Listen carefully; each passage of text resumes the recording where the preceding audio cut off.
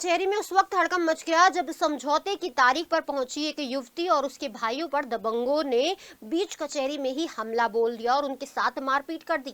जी हां, युवती की चीख पुकार सुनकर मौके पर पहुंचे वकीलों की देखरेख में आरोपी फरार हो गए। खतौली में रहने वाली युवती साजिया ने बताया कि 11 साल से अदील नाम के युवक से प्रेम प्रसंग था। परिवार ने मंगनी तक कर दी थी, लेकिन युवक अदील सऊदी में किसी युवती से शादी कर वापस आया तो विवाद खड़ा हो गया। पीड़िता का आरोप है कि पहले भी अदील के भाइयों ने साजिया पर हमला और छेड़छाड़ की थी, जिसका मुकदमा मेरठ कोर्ट में चल रहा है। इसी केस में समझौते की तारीख थी और जैसे ही वो कचहरी पहुंची तो उनके ऊपर हमला बोल दिया गया। फिलहाल युवती साजिया ने सिविल लाइन थाने में तहरीर दी है, जिसके बाद पुलिस हमलावरों की तलाश कर रही है। समझौता तो हमारा हो चुका था, मतलब केस वापस लेना था।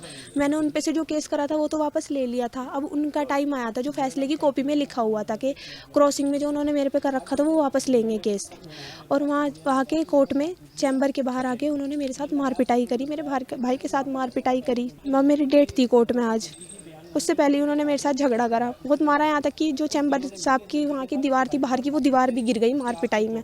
पूरी कोर्ट इकट्ठी हो गई, कचहरी सब जितने भी लोग थे सब भीड़ इकट्ठी हो गई वहाँ की। इसका एक मामला चल रहा था, दोनों पक्षों ने एक दूसरे पे मुकदमे कर रखे थे। इस लड़की ने अपना मुकदमा वापस ले लिया था।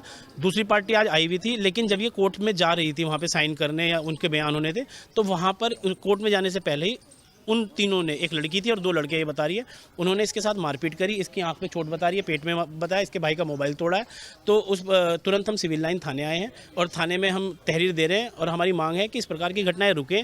जैसे महिलाओं के साथ ये इस प्रकार की घटना भी 2 दिन पहले आबू लैन पे घटना घटी थी, जो रोड रेज की घटना थी उसमें। तो हम चाहते हैं कि इस प्रकार की घटनाएं रुकें और पुलिस जो है वो सक्रिय रहे, क्योंकि चौकी से महज शायद 200 मीटर की दूरी पे थी ये, जब जहाँ इसके साथ पिटाई हुई है। और हम कोशिश करेंगे कि उसकी सीसीटीवी फुटेज भी हमें मिले, ताकि इसमें त्वरित कार्रवाई हो सके और इस लड़की को न्याय मिल सके।